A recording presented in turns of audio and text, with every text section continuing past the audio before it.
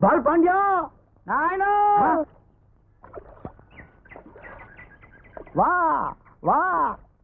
அடே உன்னை பெத்த அப்பண்டா, ஆர்வத்தை செருப்ப காட்டாதடா, போட்டுறா.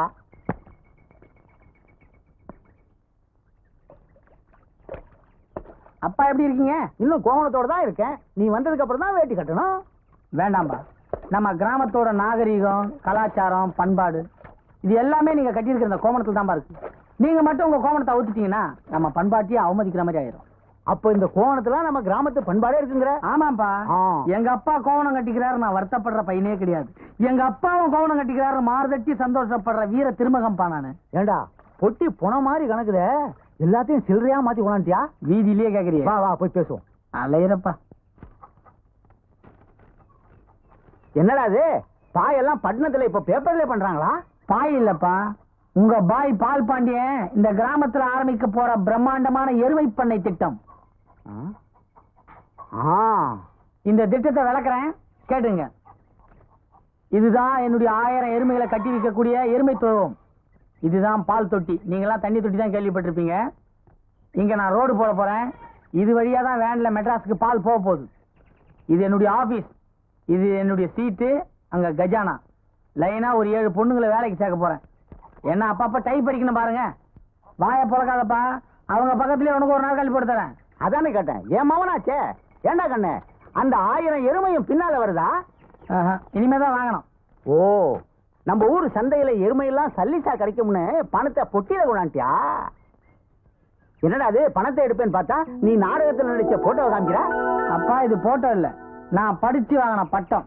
இதை மட்டும் பேங்க்ல காமிச்சா போதும், லட்ச லட்சமா என் பேர்ல கொடுப்பாங்க. ஓ, நீ பட்டணத்துல பேங்க்ல பணத்தை போட்டு வச்சுட்டு நம்ம ஊர்ல வந்து வாங்கிக்கிற. நீ செய்யறது நியாயம் தான், வழிப்பறிப்பு அதிகமா தான் இருக்கு. நீங்க கிராமத்திலேயே இருக்கிறதால அரசாங்கம் போடுற திட்டங்கள்லாம் உங்களுக்கு தெரிய மாட்டேங்குது. எல்லாரும் வேலை கிடைக்கல கவர்மெண்டே குத்தம் சொன்னா எப்படி? அரசாங்கத்தோட சுய வேலை வாய்ப்பு திட்டத்தின் பிரகாரம் என்ன மாதிரி பட்டதாரி இளைஞர்கள்லாம் இப்படி எருமை பண்ண ஆரம்பிச்சா கவர்மெண்ட் அதுக்கு ரொம்ப சப்போர்ட் பண்ணுது.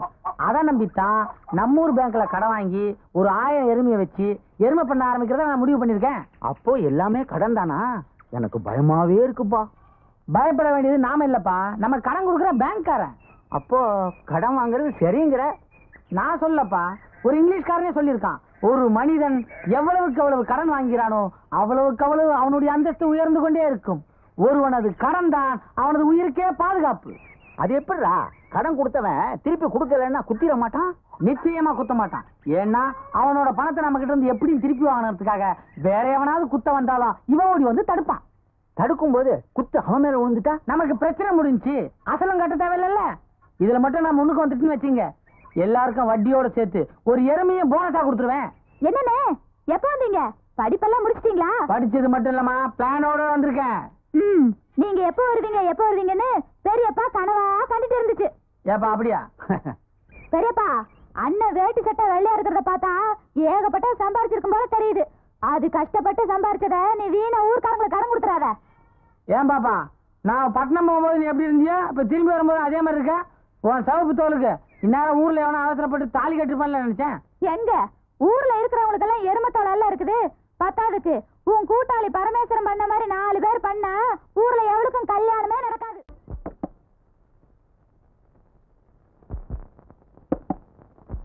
என்ன தெரியல? என்னையே உனக்கு அடையாளம் தெரியலன்னா இன்னும் உனக்கு அந்த வியாதி சரியாகலன்னு தான் அர்த்தம்.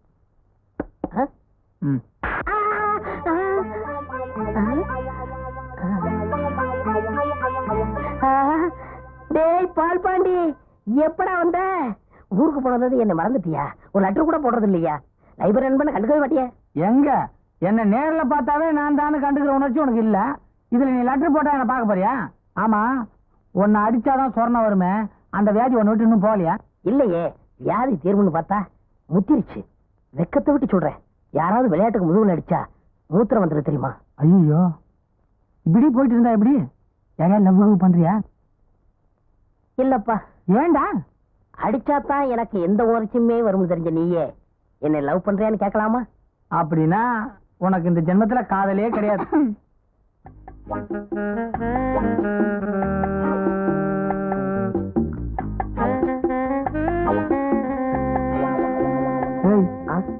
அது எதுக்குடா உன்னைய பாத்துட்டு இருக்கு? அந்த பொண்ணு இப்ப மட்டுமா பாக்குது? நான் லைப்ரரியில சேர்ந்ததுல இருந்து பாக்குது. அந்த பொண்ணு ஏன் பாக்குது, எதுக்காக பாக்குது தெரியல. எனக்கு என்னமோ பண்ண போல தோணுது. ஆனா என்ன பண்றதுன்னு தான் தெரியலப்பா. என்ன பண்ணணும் அதுக்கிட்டே கேட்டு வரேன்.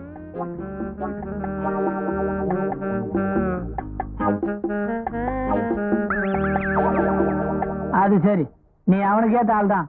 தபாருமா, நீ இப்படி நின்று பார்த்துக்கிட்டே இருந்தா உனக்கு வயசாகுமே தவிர வேற ஒன்றும் நடக்காது. அப்படி பார்வையிலேயே காதல் வர அளவுக்கு அவன் ஒன்றும் அவ்வளோ மென்மையானவனும் இல்லை. நீ என்ன பண்ற, நேரா கிட்ட போய் பல்லீர்னு ஒரு அடி கொடுக்குற. அப்பவாவது அவருக்கு உணர்ச்சி வருமா? அதுக்கு மேல உன் அதிர்ஷ்டம்.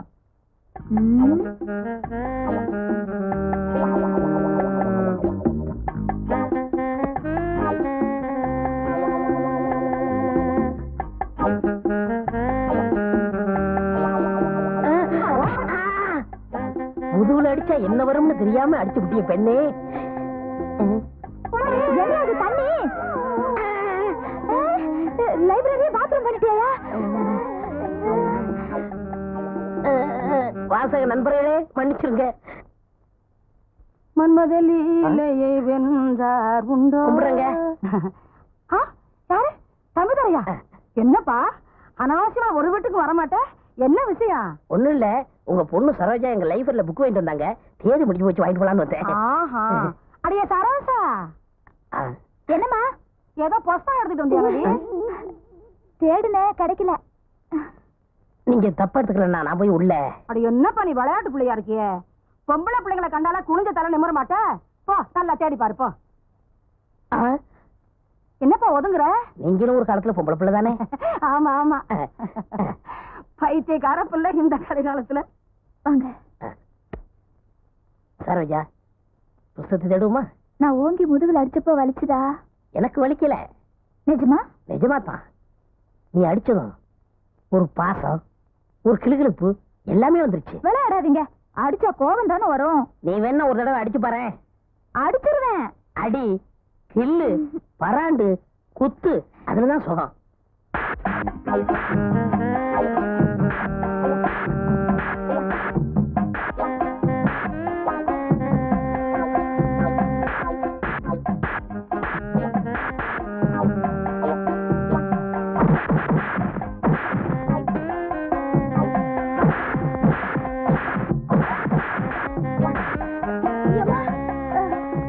பாத்ரூம் போற மாதிரி பெட்லயும் போயிடாதீங்க.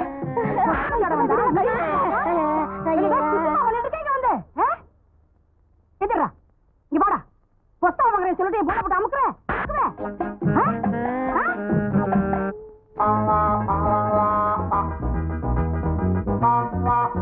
என்ன பார்த்து அவரை அடிக்காதீங்க, நானே அடிக்கிறேன். ஏன்டி அவனை மடை மேல படுக்க வச்சுக்கிட்டு நீ அடிக்க வேண்டாம், நான் தான் அடிப்பேன். அதுல ஏகப்பட்ட விவகாரம் இருக்கு. விவகாரம் இருக்குடி, விவகாரம் இருக்கு. இவன் அண்ணங்காரன் இருக்கானே, அவன் தாலி கட்டாதனே, அவனுக்கு இவன் தம்பி தானே. அத்தை, எங்க அண்ணன் போடாத 3 முடிச்சு சேர்த்து 6 முடிச்சா போட்டுறேன். சத்தியமா? சொல்ல. நீங்க சொல்லுங்க. நீ சொல்லு. நீங்க சொல்லுங்க. நீ சொல்லு. ஏன் இப்படி எல்லாம் அடிச்சுக்கிறீங்க? எங்களுக்கு அடிச்சுக்கிட்டா தான் காதல் வரும். அப்படி ஒரு கதை இருக்கும். நீ சொல்லு. நீங்க சொல்லுங்க. ஏதாச்சும் பண்ணுங்களேன். கொன்னுடுங்க கொண்டாமா. நீங்க சொல்லுங்க. ஏண்டா பாண்டிய, பேங்க்ல போய் ஆபீசரையும் பார்த்தாச்சு. அவர் கடன் கொடுக்கறேன்னு சொல்லி விட்டாரு. சந்தையில இருக்கிற அத்தனை எரும மாட்டுங்களையும் ஒன்னா சேர்த்து விட்டான். அவ்வளவு சாணிகளா போட்டுக்கிட்டு நிக்குது. மாட்டுக்காரனும் நம்ம நம்பி வந்திருக்கானுவ. பேங்க்காரன் பணத்தோட வருவாரா வரமாட்டாரா? ஏப்பா நம்ம என்ன சேட்டுக்கிட்டே கடன் கேட்டுருக்கான், வருவானா வரமாட்டானு பயப்படுறதுக்கு. நமக்கு வரப்போற பணம் எங்க இருந்து வரப்போகுது தெரியுமா? கவர்மெண்ட் கஜானால இருந்து நேரா பேங்க் போய் பேங்க்ல இருந்து இங்க வரப்போகுது. கவர்மெண்ட்ல பட்டதாரிகளுக்காக பண்ற உதவியில இந்த 1000 எருமாடுலாம் மிக சாதாரணம்பா.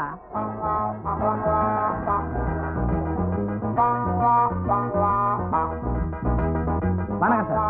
நீங்க ஏன் பேங்க்ல ஆபீசரா இருக்கீங்கன்னு உங்க சின்சியாரிட்டில இருந்தே தெரியும் சார். தம்பி, அன்றைக்கே ஒரு முக்கியமான விஷயத்தை உங்ககிட்ட சொல்ல மறந்துட்டேன்.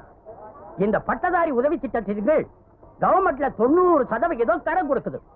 நீங்க 10% உங்க சொந்த மூலதனத்துல இருந்து போடணும். என்ன சார் இவ்வளவு பெரிய குண்டை போடுறீங்க? இப்ப திடீர்னு அவ்வளவு பணத்துக்கு நான் எங்க போவேன்? என்ன தம்பி, நீங்க இவ்வளவு பெரிய திட்டம் போட்டிருக்கீங்க, உங்ககிட்ட 100 ரூபாய் கூட இல்லையா? 100 ரூபாயா? 10%க்கு 100 ரூபாய்னா அப்ப எனக்குன்னா நீங்க 900 ரூபாய் கவர்மெண்ட்ல கடனா கொடுக்க போறீங்க? ஆமாப்பா, நம்ம கவர்மெண்ட் கண்ணுக்குட்டி இல்லாத ஒரு எரும மாட்டை வாங்க 900 ரூபாய் கடனா கொடுக்குது. உங்க மூலதனத்துல இருந்து 100 ரூபாய் போட்டு ஒரு கண்ணுக்குட்டி வாங்கிக்கிறீங்க. ஏன் சார், நான் 1000 எருமை பத்தி கேட்டுட்டு இருக்கேன், நீங்க ஒரு எருமை பத்தி சொல்லிட்டு இருக்கீங்க. தம்பி, நம்ம கவர்மெண்ட பத்தி உனக்கு தெரியாது. அது எப்பவுமே கொஞ்சம் மெதுவா தான் செய்யும். இப்ப உனக்கு ஒரு எருமையை கடனா கொடுத்திருக்காங்க. அதை நீ எப்படி பராமரிக்கிறேங்கிறத பார்த்ததுக்கு அப்புறம் தான் நீ கேட்ட 1000 எருமையை பத்தி கொஞ்சம் யோசிப்பாங்க. அது வரைக்கும் நான் பொறுமையாவா இருக்கணும்? தம்பி, இந்த ஒரு எருமை மாட்டை வாங்குறதுக்கு நீங்க 3 பேர்ட்ட கையெழுத்து வாங்குனீங்க. நீங்க கேட்கிற 1000 எருமை மாட்டை வாங்கணும்னா இன்னும் நீங்க யார்கிட்ட எல்லாம் கையெழுத்து வாங்குறதுக்கு ஒரு பெரிய பட்டியலே போட்டு நான் கொடுக்கிறேன். இந்தாப்பா தம்பி, இந்த பெட்டியில இருக்கிற ட்ரெஸ் அவருக்கு போட்டு அந்த எருமை மாட்டு பக்கத்துல நிறுத்தி ஒரு போட்டோ எடு. எதுக்குங்க என்ன போட்டோலாம்? என்ன தம்பி இப்படி சொல்றீங்க? இந்த வருஷம் எங்க பேங்க்ல நாங்க என்னென்ன சாதனைகள் பண்ணிருக்கோம்ங்கறத கவர்மெண்ட்டுக்கு காட்ட வேண்டாம்?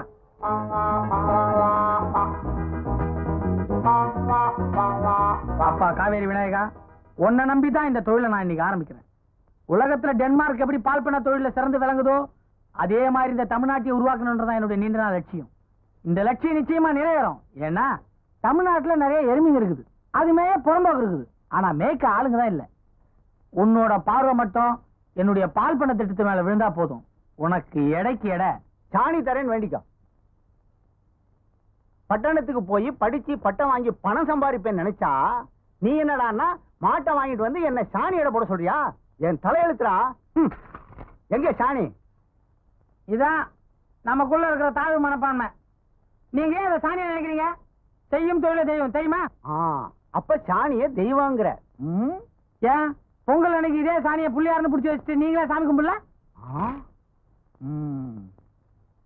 இப்ப நாம எதை எப்படி நினைக்கிறோமோ அது அப்படிதான். இத சாணின்னு நினைக்கலாம், அதே நேரத்துல எரிவாயுக்கு பயன்படுற ஒரு ரசாயன பொருளா நினைக்கலாம்ல. இதுக்கு இங்கிலீஷ்ல பேரு கோபர் கேஸ். உன்னை இவ்வளவு செலவு பண்ணி படிக்க வச்சதுக்கு சாணிய பத்தி தெரிஞ்சுக்கிட்டு தான் லாபம். தெரியாம தான் கேக்குறேன். இதை எடை போட்டு நீ என்ன பண்ண போற? என்னைக்குமே ஒரு பட்டதாரி முட்டாள்தனமா செய்ய மாட்டான்பா.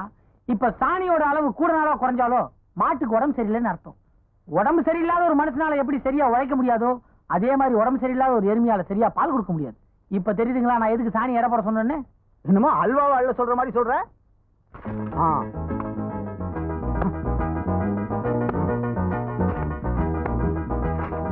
ஒண்ணு ஏன்பா தொழில் ஆரம்பிச்சு முதல் வர வருமானம் லாபம் என்னங்கப்பா? தெரியுண்டா லாபம்.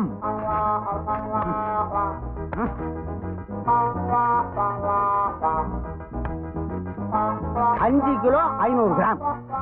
டாக்டர் என்கிட்ட 4 கிலோ 500 கிராம் இருக்கும்ல சொன்னாரு. ஓ, நீங்க கண்ணு குடிச்சு சேர்த்து எடை போட்டிருக்கீங்களா? அப்ப கரெக்ட் தான். எருமை நல்லா ஆரோக்கியமா இருக்கு. என்ன பொறுத்த வரைக்கும் சாணி கணக்கு கரெக்டா இருக்கு. நிச்சயமா இருக்காது. ஏன்? காலையில இதே அளவு சாணி எடுத்து தண்ணியில கரைச்சி வாச தெளிச்சனே, அது எந்த கணக்குல சேர்த்தி? எனக்கு ஒரு சந்தேகம். என்ன? இவ்வளவு எருமை போட்டது தானா? ஆமா, எனக்கும் அதே சந்தேகம் தான். ஐயா முனிசிப்பு, இந்த பாரத்துல ஒரு கையெழுத்து போட்டு கொடுங்களேன்.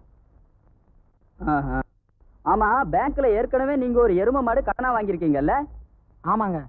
நீங்க மட்டும் பெரிய மனசு பண்ணி இதுல ஒரு கையெழுத்து போட்டீங்கன்னா தமிழ்நாட்டை இந்தியாவிலேயே அதிக எருமை உள்ள ஒரு மாநிலமா நான் மாத்தி காட்டுறேங்க.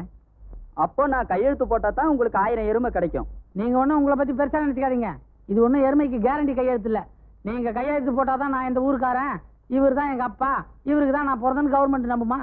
அப்போ கையெழுத்து போட்டா எவ்வளவு கொடுப்பீங்க? எதுக்குங்க? அதெல்லாம் லஞ்சம்டா. நீ எங்க அப்பான்னு சொல்றதுக்கு நான் இவருக்கு லஞ்சம் கொடுக்கணுமா? எவ்வளவு சார்? அப்போ 100 ரூபா கொடு. இவர் எங்க சித்தப்பான்னு எழுதி கொடுத்துருங்க. ஏன்? என்கிட்ட 75 ரூபா தாங்க இருக்கு. சுமார் இன்னும் 25 ரூபா குறைச்சு 50 ரூபா கொடுத்துன்னு வச்சுக்க, உன்னை மாமான்னு எழுதி கொடுத்துருவோம். பரவாயில்லையா? உன் பையன் சொல்லுவே ரொம்ப பேசுறான். நீங்க மட்டும் ரொம்ப லஞ்சம் கேட்கலாம், நாங்க ரொம்ப பேசக்கூடாதா? அப்படிங்களா? இவரும் உங்க அப்பான்னு கையெழுத்து போட்டு தர முடியாது, பண்றத பண்ணியா? வாப்பா பக்கத்து ஊர் வியோ போய் பாப்போம். நாம இந்த ஊரு பக்கத்து ஊர் முனிசிப்பு கையெழுத்து போட்டா அது எப்படிடா செல்லும்? புரியாம பேசாத. இந்த ஆளோட பொண்டாட்டி பக்கத்து ஊர். இவங்கிட்ட கொடுக்குற 100 ரூபா கூட 50 ரூபா சேர்த்து 150 ரூபா அவங்கிட்ட கொடுத்துன்னு வச்சுக்க. இவன் பொண்டாட்டி ஏன் பொண்டாட்டின்னு அவன் எழுதி கொடுத்துறான். அதுக்கேண்டா அங்கே போவானே, அதே 150 ரூபா இவன்ட்ட கொடுத்தா இவன் கையெழுத்து போட்டு போறான். என்னடா சொன்ன? ஏய், 50 100 லஞ்சத்துக்கு அப்பா அம்மா மாத்திர நீ பொண்டாட்டி மாத்தினா கோவம் வருதா? தாசில்தார் ஆபீஸ், கலெக்டர் ஆபீஸ் எல்லாம் இருக்கா, போய் வேடிக்கை பாரு. சீக்கிரமா துடுப்ப போடுங்க வெண்ணெய் வியாபாரத்துக்கு போக லேட் ஆச்சு. ஏமா அந்த எருமையோட நிக்கிறாரு அவர்தான் பால் பாண்டி எம்ஏ பால் பண்ண வைக்க போறாரு. ஓ பாத்து இறங்குமா, வலிக்கு விழுந்துடாத. ஏங்க நீங்க எப்ப பால் பண்ண வைக்க போறீங்க? உங்களெல்லாம் பார்த்த உடனே எருமை பால் கறக்கவே வெக்கப்படுது. எருமையா வைக்கப்படுது? அது இல்லமா, நீங்க வெண்ணெய் வியாபாரம் பண்றீங்க, உங்களுக்கு தேவையான அளவு வெண்ணெய் கொடுக்க முடியலையே அப்படின்னு அந்த எருமை வெக்கப்படுது போடுது. ஏங்க எருமை எங்க கொண்டு போறீங்க? அக்கறைக்கு விக்கிறதுக்கு. விக்கிறதுக்கா? ஏமா என்னமா இது துணி தூக்கி மேல போட்டு விரல பிடிக்கிறேன்? விரல பிடிக்கலீங்க, எருமைக்கு விலை பேசுறாங்க. என்ன விரல பிடிச்சா என்ன விலை எனக்கு எப்படியா தெரியும்? எந்த விரல பிடிக்கிறாங்கன்னு சொல்லுங்க, விலைய நான் சொல்றேன். நடு விரல பிடிச்சிருக்காங்க. நடு வரல அப்ப 400 ரூபாய். இந்தாமா இது கவர்மெண்ட் எருமை, கடன் கட்ட முடியாம தான் நானே சந்தைக்கு எடுத்து போறேன். நீ கொடுக்குற 400 ரூபாய் வட்டி கட்டவே போதா தெரியுமா? அண்ணே நடு வரல விட்டுட்டு இப்ப கட்ட வரல பிடிச்சிட்டாங்க. கட்ட வரல பிடிக்கிறாங்களா? இது மாடு விவகாரம் இல்ல, இது ஒரு மாதிரியான விவகாரம். தப்பிச்சு போடுங்க.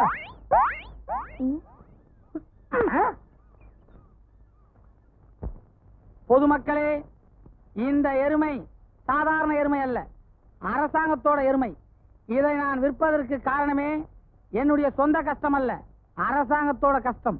எனக்கு கொடுத்த 900 ரூபாய் கடன் தொகையை உடனடியாக திருப்பி தர வேண்டி அரசாங்கம் எனக்கு இதுவரை 9 முறை சீட்டு அனுப்பியுள்ளது.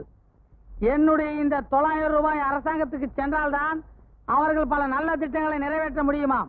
அதுவும் இல்லாமல் ஒரு பட்டதாரியான நான் கவர்மெண்ட் கஜானாவை நிரப்ப வேண்டிய காலகட்டத்தில் இருப்பதால் என்னுடைய அருமையான இந்த எருமையை விற்க வந்திருக்கிறேன்.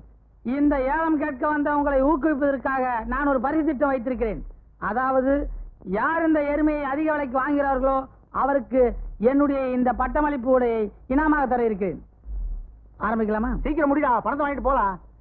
இந்த அருமையான எருமையின் குறைந்த விலை 501. மலேசியா பினாங்கை சேர்ந்த செல்வி நந்தினி சக்கரவர்த்தி அவர்கள் தன்னுடைய 27வது பிறந்த நாளை தமிழ்நாடு சேலம் ஜில்லாவில் அவர் இருக்காரா? வாழ்த்து கூறுவது. அவர் இருக்காரா? நீ யாரு? நான் யாரா இருந்தா உனக்கு என்ன? அவர் இருக்காரா இல்லையாங்கறத சொல்ல. நீ யாருன்னு சொல்லாம நான் ஏண்டி சொல்லணும்? நானா? நான் ஒருத்தனுக்கு பொண்டாட்டி. கிண்டலா பண்ற? ஏய் சும்மா டிடினா பல்ல தட்டி கையில கொடுத்துருவேன். நான் ஒருத்தனுக்கு பொண்டாட்டினா உனக்கு என்னடி அதுல கிண்டல் தெரியுது? தெரியும்டி. நீ எதை மனசுல வச்சுட்டு பேசுறேன்னு ஒல்ல இருக்கேன்னு பாக்குறியா? பின்னிடுவேன் பின்னியா? என்ன பண்ணுவ? எனக்கு பிறந்த நாள் அம்மா அப்பா எல்லாம் ரேடியோல வாழ்த்து சொல்லிட்டு இருக்காங்க. நீ வந்து வம்பா பண்ற. என்ன பத்தி தெரியாது உனக்கு? என்ன பண்ற பாரு. ஐயோ பகரத்துக்கு வர நீ என்ன பண்ற? யார் இப்படி சண்டை போடுறீங்க? அம்மா அண்ணே. எப்படியோ வீட்டை கண்டுபிடிச்சிட்டேன்.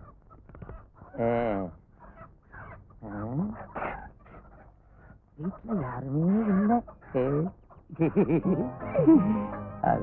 நந்தினி சக்கரவர்த்தி. ஆகா ஆகா.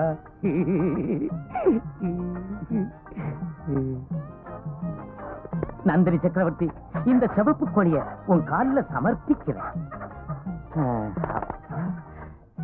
உன் தலையில நான் தான் இந்த செம்பருத்தி பூவை வைப்பேன்.